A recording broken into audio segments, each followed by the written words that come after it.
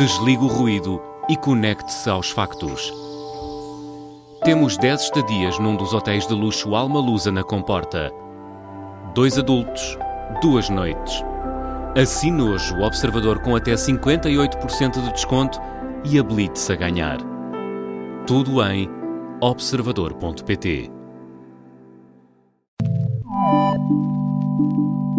Quando falo, descubro mais sobre mim e quando escuto, compreendo mais os outros. Mas quer abra a boca ou preste atenção, tenho cada vez mais a certeza que somos todos malucos. Olá malta, sejam bem-vindos a mais um episódio de Intermédios. Boa semana para todos vocês. Hoje estou a gravar um dia mais cedo porque, estou a gravar no sábado, porque esta segunda-feira, quando vocês estão a ouvir isto, estou eu nos Açores a gravar para um projeto que irá dar na RTP lá mais para o fim do ano, que se chama Mal Amanhados. Já deu uma primeira temporada na RTP, vai para uma segunda temporada sobre os Açores e digo-vos, vai ser muito giro. Eu sei que podem pensar que poderia ser de todos os projetos que nós dizemos estas coisas, mas eu estou a gravar com o Luís Filipe Borges e é sobre o arquipélago dos Açores, cada uma das ilhas, e está informativo, emotivo. Epá, e está com piada porque somos nós os dois.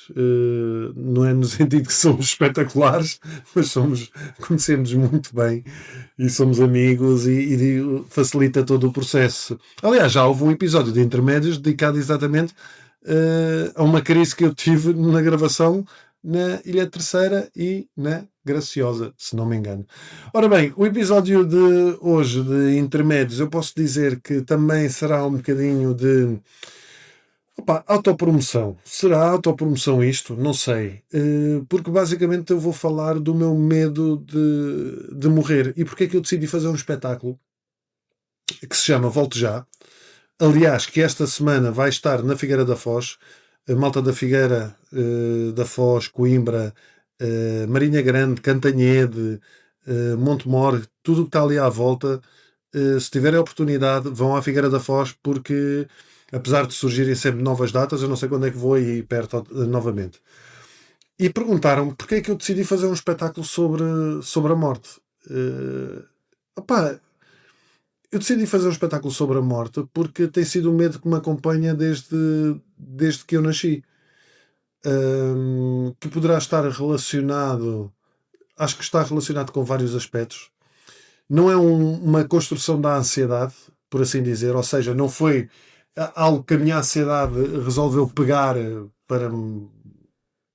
para dar uma cara à ansiedade e à perturbação obsessiva compulsiva. Mas eu acho que tem muito a ver com a minha história, aliás, como eu partilho no espetáculo. Posso-vos dar este pormenor, que muitos de vocês já conhecem, que é: eu tive um irmão que morreu com 15 anos. O meu irmão morreu em 1979, eu nasci em 1980. A minha mãe teve-me num processo de depressão, como é óbvio, e eu nasci em 1980 e é claro que no meio disto a minha mãe, mesmo que não tenha verbalizado, a minha família se calhar se sentiu muito sempre esta ideia de que será que ele vem também com problemas de saúde como o irmão? E se lhe acontecer o mesmo? Houve sempre este muito sentimento de proteção aqui, não é? Para além disso, os meus pais fizeram essa coisa incrível que foi dar-me o nome do meu irmão. Portanto, como eu digo no espetáculo, eu tenho uma campa com o meu nome. Não sou eu, mas está lá o meu nome. Não deixa de ser estranho uma pessoa ver António José Raminhos numa campa. Mas está tudo bem. Só que ao mesmo tempo, em termos de psicologia, obviamente, isto tudo abala a estrutura. Quer nós queiramos, quer não. E isto não se trata de fazer um papel de vítima, não é vitimização. É simplesmente a constatação da realidade, pá. E aconteceu, e eu acho que este peso da morte em minha casa sempre esteve muito presente. Não sei como é que foi na vossa casa, mas o peso da morte na minha casa sempre estava muito presente, mas é aquela coisa, tipo, aquela paz podre, tipo, está presente, mas ninguém fala sobre isso. Eu via fotos do meu irmão, mas não se falava sobre o assunto, nem eu colocava questões. Porquê é que eu não colocava questões? Não sei, se calhar houve uma altura que eu colocava e ninguém me respondia e eu deixei de as colocar. Havia provavelmente este medo latente, ou escondido, que me pudesse acontecer alguma coisa. Medo por parte dos meus pais, da minha avó que vivia connosco. Aliás, há um episódio, aos meus 18 anos, 19 anos, eu apanhei uma gripe, pá, mas uma gripe tal, que eu levanto-me à meia da noite e vou à casa de banho mijar. E quando eu estou na casa de banho, na sanita, com as calças baixas, a mijar, pá, de repente eu começo a ver flash, flash, flash, flash, flash, e tenho aquela sensação, claro, tipo, vou desmaiar. E a única coisa que eu me lembro foi: vou puxar as calças para cima para ninguém, eu com 18 anos, vou puxar as calças para cima para ninguém me apanhar nu. E só me lembro de puxar as calças e de me ouvir cair em câmara lenta, tipo.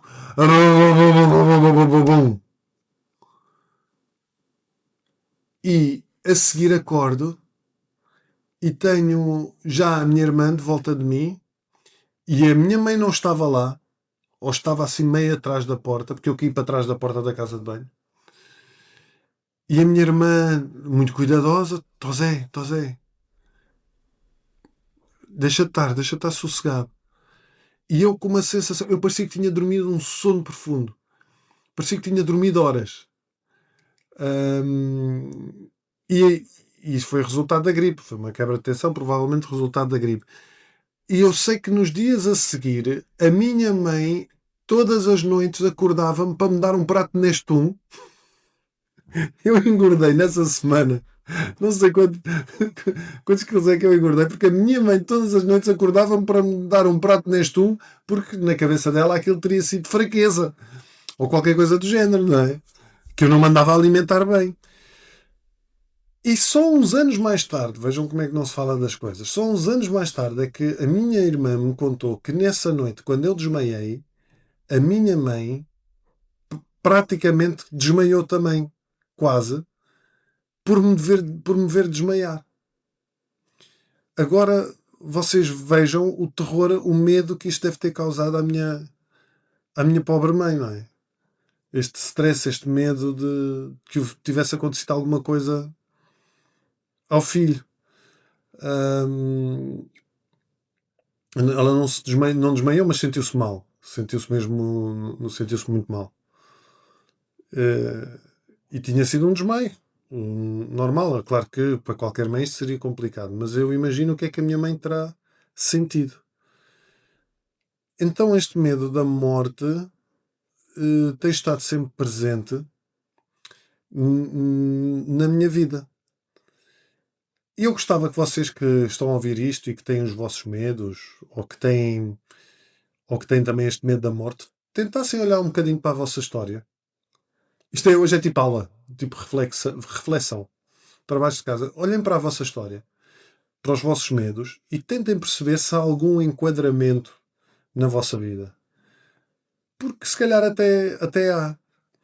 E isto não é para tipo poder justificar e permitir que nós continuemos a sofrer com as coisas.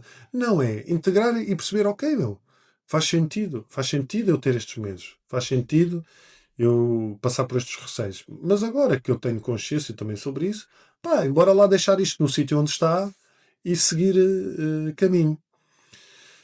E como é que eu te procuro seguir caminho? Porque depois deste medo, pá, vou-vos dar outro exemplo como é que surgem os meus medos de morrer.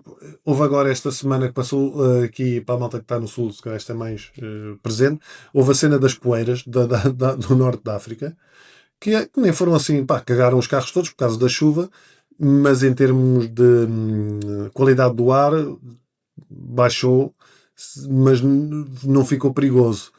Mas eu lembro-me de um dos dias ter treinado e ter uma janela aberta e estar a treinar de janela aberta e só depois de treinar pensar: pá, eu tinha a janela aberta e está aos pós da África e agora eu respirei os pós e os pulmões estavam mais abertos e o que é que me vai acontecer? Será que eu vou morrer disto? Será que não sei o quê? Pá, eu tive que fazer uma pausa, respirar fundo dentro de casa, não ao ar livre, e pensar para mim, pá, tu cometeste algum... Analisa a situação. Foste pragmático, cometeste algum ato imprudente, foste desleixado, alguma coisa, há algum perigo real da situação? Não. Então, tudo o que já vem a seguir a isso já é fruto da ansiedade e de outros medos. Mano, já treinaste. O treino foi fixe. Curtiste. Agora estás a ver uma série. Desfruta da série. Não estava a ver uma série, estava a fazer outra coisa qualquer. Olha, acho que até estava a trabalhar. Estava a escrever piadas. Para experimentar em stand-up. Desfruta. Segue. Vive o presente. Mas este medo da morte também me faz, e é algo que as reflexões que eu faço no espetáculo depois, faz-me refletir, e vocês se olharem para o podcast vão ver muitas histórias destas, faz-me refletir muito sobre o que é a morte, o que há para além da morte, não é? A necessidade de acreditar de que existe vida para além da morte, que existe... eu sou crente, não é se bem crente, eu sou estudioso, eu procuro estudar com base na ciência, e já passo a explicar isto. Mas faz-me acreditar na reencarnação, faz-me acreditar nas experiências de quase morte, faz-me acreditar de que não é um fim, há uma continuidade em tudo isto. Mas eu procuro saber isto. Eu acho que a minha curiosidade pelo tema é claramente também o meu medo da morte, não é? A busca de uma tranquilidade para que, de certa forma, possa apaziguar deste medo. Mas agora que eu penso nisso, quando eu estou constantemente a ler sobre o tema, eu na realidade também não estou a viver o presente. Estou a viver outra forma de ansiedade. À procura. É engraçado, nunca tinha pensado isto desta maneira, mas é isto. Pessoas que estão aí desse lado e que também, como eu tenho, analisem os vossos medos mais uma vez. E como é que vocês procuram relativizá-los.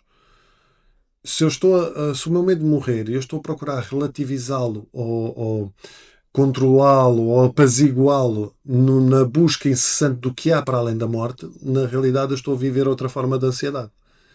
E não estou simplesmente a aceitar o presente e viver a vida no presente. A não ser que eu aproveitasse este meu estudo para, ok, integrar, é uma boa teoria, isto pode existir, embora lá aproveitar e fazer o melhor que sabemos. Mas eu acho que muitas vezes estou só numa busca que já é também um bocadinho da cena da perturbação obsessiva compulsiva, de apaziguar a ansiedade que causa pensar na morte e ter medo da morte. Engraçado. Olha, acho que nunca tinha pensado desta maneira, mas pelo menos para mim faz-me sentido. Por outro lado, porque é que eu digo, se calhar a malta que está a ouvir isto, e acredito que sejam ateus, não acreditem nestas teorias, mas porque é que eu digo que há uma base científica? Vocês basta verem no podcast. Eu tenho o professor Alexandre Moreira Almeida, acho que é assim que se chama, um psiquiatra que tem o maior estudo feito até hoje sobre as experiências de quase morte e sobre a vida para além da morte. Não tenho aqui o livro comigo, senão até vos mostrava. Mas ele acho que o estudo foi feito por um psiquiatra e mais 2 ou 3 investigadores. Pá, e reúne, são estudos científicos, porque há estudos científicos a ser feitos nesta área. E quando eu digo estudos científicos, é feito por pessoas que são céticas, é feito por pessoas que utilizam um método científico, não é por investigadores, não é por uma pessoa que trabalhava numa reprografia ou era funcionário público e é um apaixonado pelos temas da vida para além da morte. Não, são pessoas, são psiquiatras, são filósofos, são investigadores, são cientistas cuja área de trabalho é exatamente esta. E eu procuro esta base científica sempre, tem muito a ver com a minha formação, e é interessante, assustador e ao mesmo tempo estranho nós vermos cada vez mais estudos nesta área com uma percentagem elevada. Eu não vos vou precisar para não estar aqui inventar números, mas eu lembro que li o livro, é pequenino, pá, e é assustadora a percentagem de respostas positivas às várias perguntas lançadas, às várias investigações que vão ao encontro de que isto não termina aqui, que há vida para além da morte. Aliás, eu tenho aqui um novo livro do professor Mário Simões, que já foi o meu podcast e eu vou convidá-lo a ir exatamente por causa deste livro. O livro chama-se A Consciência Não Morre, o que a ciência começa a entender sobre a vida após a morte. Eu vou ter que ler isto. Olha, tem uma dedicatória. Ele mandou-me o livro. E para ler, ele disse: para uma pessoa de mente aberta, com sentido de humor e contribuindo para o esclarecimento da sociedade, oferece este livro. E por isso, no espetáculo, eu abordo muito estas questões sobre. Eu tive uma educação católica, não é? Mas mais do que acreditar naquele céu e inferno católico, eu comecei a aprofundar muito mais os meus estudos, a minha investigação, por assim dizer, sobre o budismo, sobre as teorias da reencarnação, sobre outras culturas, sobre mais, por exemplo, o espiritismo, que é algo que da Allan Kardec, que eu também já falei no podcast. É algo que me interessa bastante porque não é uma religião, primeiro que tudo, é uma filosofia. E é super interessante e apaziguadora ao mesmo tempo. Mas acho que o importante é eu aprender a viver isso, aprender sobre isso, para ter, sei lá, como uma hipótese, olha, vamos ver, quando isto acabar logo se vê o que é, e poder viver o presente. Outras experiências que eu partilho lá relacionadas com este tema da morte. Há uma delas que eu partilho que dá início ao espetáculo e que só falo no espetáculo, porque foi uma experiência de saúde ou de falta dela que eu tive. Epá, que eu só falo lá porque se eu falasse isto publicamente ia ser chato. Acho que iam dar muito mais importância do que aquilo que realmente tem. Ou então não, é só uma perspectiva que eu tenho. Mas eu prefiro falar só lá e que me ajudou também a perceber algo que se calhar muitos de vocês também já passaram por isso, quando têm estes medos, seja de morte ou seja, quando vocês enfrentam de alguma maneira o vosso medo ou uma aproximação ao vosso medo de uma forma real, ou seja, quando há um perigo real, uma ameaça real, a nossa capacidade de integração dessa realidade e de aceitação desse medo é muito maior e muito mais tranquila. E não deixa de ser curioso. Não deixa de ser curioso. Ou seja, nós enquanto seres humanos, isto o meu psicólogo também já me explicou muitas vezes, quando estamos a enfrentar um medo real, tornamos muito mais pragmáticos. É como se o nosso cérebro dissesse: para aí, vamos parar de brincar com isto, vamos parar de imaginar coisas, que isto agora é sério, vamos lá perceber as probabilidades das coisas e como é que este jogo se vai realizar. E ao fazer também um espetáculo sobre a morte, também me perguntam muitas vezes se isto me ajuda a lidar melhor com a morte. Não sei se ajuda, porque na realidade quando eu comecei a fazer espetáculo comecei a ter mais medos, porque estava a falar muito sobre o tema. Mas agora estou mais tranquilo, estou mais integrado. Mas aquilo que eu sei que acontece é que é divertido, é uma partilha divertida e que as pessoas que estão no público me dão esse feedback através dos recados e papéis que eu peço para, no fim do espetáculo, as mensagens para me deixarem. E é muito interessante ler mensagens de pessoas e eu perceber que à minha frente eu tenho pessoas exatamente com o mesmo medo que eu. E eu acredito que isso é tranquilizador para mim e também para elas. Percebermos ambos que podemos brincar com os nossos medos. E eu acho que essa é a mensagem principal que eu vos deixo hoje. Não é bem mensagem, é o resumo deste espetáculo, desta conversa, que é: qualquer que sejam os vossos medos, vocês podem brincar com eles. E brincar com eles não é tirar-lhes importância, mas sim tirar-lhes poder. Não é desvalorizar aquilo que vocês estão a sentir, é integrá-lo de uma maneira mais tranquila, que vos permita aceitar que a vida é mesmo isto. A vida é um mar de dúvidas, onde o controlo é apenas uma expectativa. Não acontece, nós não controlamos nada, não controlamos zero. Temos apenas uma percepção de controle que não existe. Por isso, mais vale, sempre que pudermos, aproveitar ao máximo aquilo que estamos a viver. Por isso, a minha mensagem para hoje, que vocês que estão a ouvir isso, que estão a ouvir isto hoje de manhã cedo, ou à hora de almoço, ou à hora que seja, aproveitem o dia de hoje. Aproveitem as pequenas coisas. Sempre que os vossos medos vos invadirem, respirem fundo, deixem-nos a um canto lá, sossegados, e continuem a viver. Obrigado, malta, e até para a semana. Quando falo, descubro mais sobre mim, e quando escuto, compreendo mais os outros. Mas quer abra a boca ou preste atenção, tenho cada vez mais a certeza que somos todos malucos.